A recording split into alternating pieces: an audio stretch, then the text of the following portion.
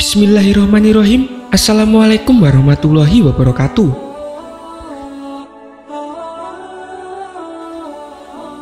Panglima pertama pembebas Al-Aqsa adalah Nabi Yusha bin Nun alaihi salam. Yusha bin Nun adalah asisten pribadi Nabi Musa alaihi salam.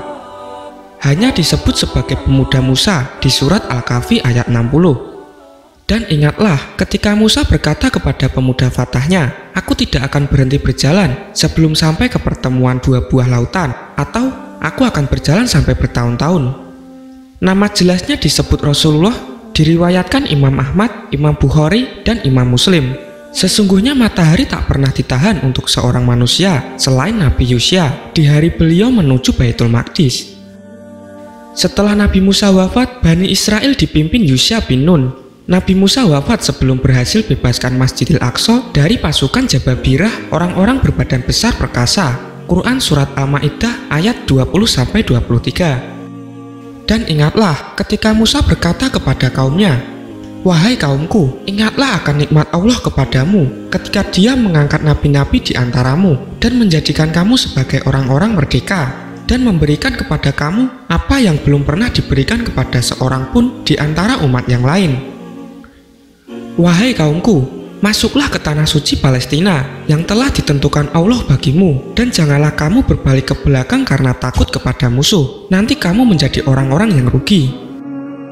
Mereka berkata, "Wahai Musa, sesungguhnya di dalam negeri itu ada orang-orang yang sangat kuat dan kejam. Kami tidak akan memasukinya sebelum mereka keluar darinya. Jika mereka keluar darinya, niscaya kami akan masuk." Berkatalah dua orang laki-laki di antara mereka yang takut kepada Allah, yang telah diberi nikmat oleh Allah, "Serbulah mereka melalui pintu gerbang negeri itu. Jika kamu memasukinya, niscaya kamu akan menang, dan bertakwalah kamu hanya kepada Allah jika kamu orang-orang yang beriman." Lalu Nabi Yusha meneruskan jihad Nabi Musa. Kisah lengkapnya ada di Sahih Muslim bab 19 hadis nomor 4327. Rasulullah bersabda, salah satu nabi, yaitu Yusha, berjihad dan berkata kepada pengikutnya, "Siapa yang menikah tapi belum bercampur dengan istrinya? Siapa yang bangun rumah tapi belum pasang atapnya? Siapa yang pelihara kambing dan unta tapi belum pernah perah susunya, jangan ikut aku berjihad." Yang dimaksud hanyalah mereka yang tidak digandoli kehidupan dunia. Nabi Panglima Pembebas Al-Aqsa ini mencari kemurnian ikhlas anggota pasukan jihadnya, bukan banyaknya jumlah. Allah saja yang jadi harapan jihadnya. Rasulullah melanjutkan, Nabi Yusha bersama pasukannya berbaris sampai ke desa dekat Al-Quds saat sholat asar.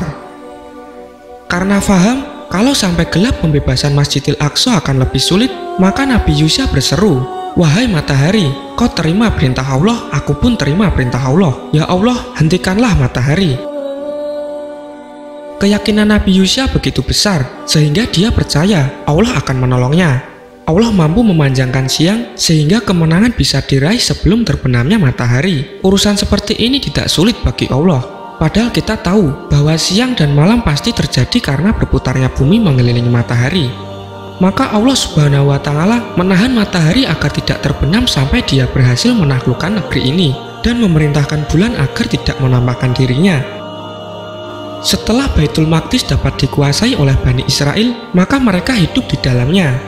Dan di antara mereka ada Nabi Yusha yang memerintah mereka dengan kitab Allah Subhanahu wa Ta'ala, yaitu Taurat, sampai akhir hayatnya. Nabi Yusha kembali ke hadirat Allah Subhanahu wa Ta'ala saat berumur 127 tahun. Nah, demikianlah kisah Nabi Yusha alaihi salam dalam melanjutkan tugas kenabian yang telah diawali oleh Nabi Musa alaihi salam. Semoga keberkahan selalu tercurah untuk Nabi Yusha bin Nun alaihi salam. Amin ya rabbal alamin. Wassalamualaikum warahmatullahi wabarakatuh.